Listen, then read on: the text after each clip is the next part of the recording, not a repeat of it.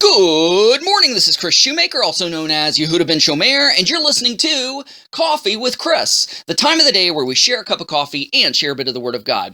All right, today is Thursday. Thank you for joining me this morning for a hot cup of coffee and a hot cup of the Word of God. We're in the Torah portion of Shemot, which means names, and we are in the book of Exodus. Our Sidra, our passage, our aliyah for today is taken from Exodus chapter 3, verse 16, going all the way to chapter 4, verse 17. So let's just hang out in chapter 4 and start at verse 11. It says, "So Adonai said to him," Adonai said to who? Adonai said to Moses, because where is Moses? Moses is right there before the Lord at the burning bush. Again, Exodus chapter 4, verse 11. "So Adonai said to him, who made man's mouth? Or who makes a man mute or deaf, seeing or blind? Is it not I, the Lord, I, Adonai?" See, Moses was throwing these excuses. There was that big failure of trying to start a revolution way too early before God wanted it to happen in Egypt. He killed an Egyptian, got found out, now he's a fugitive on the lam, and has been running for years, hiding out, shepherding sheep, which is something that's disgusting to the Egyptians, to the way he was brought up in the court of Pharaoh.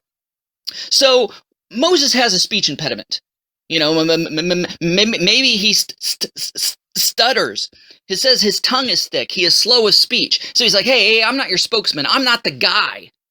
And Adonai says, yes, you are. He says, who made man's mouth? Or who makes man mute or deaf, seeing or blind? Is it not Adonai? In other words, you got a speech impediment? Do you think that's a problem for me? Don't you think I can fix that if I wanted to? Verse 12, "Now go.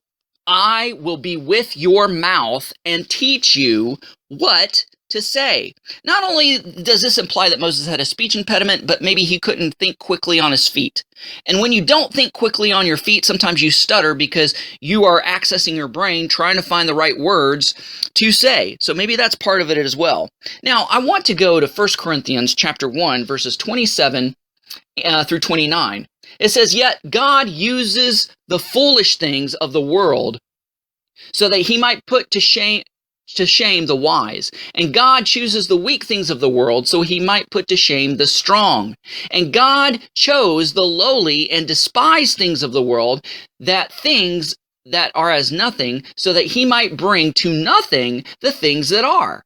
I mean, this describes Moses perfectly. God uses the foolish things. What's so foolish as a prince of Egypt that was grown to be taught that shepherds are disgusting, and yet he had all this power, and now he's a nobody. He's a lowly shepherd. He was strong with political power. Now he's weak because he has no say in anything. But he's going to end up shaming the strong, shaming Pharaoh. And it says God chooses the lowly and despised things of the world, a lowly, despised shepherd. Things that are as nothing, to bring to nothing the things that are. This lowly, disgusting shepherd is going to bring down the entire nation of Egypt. Verse 29, "So that no human may boast before God."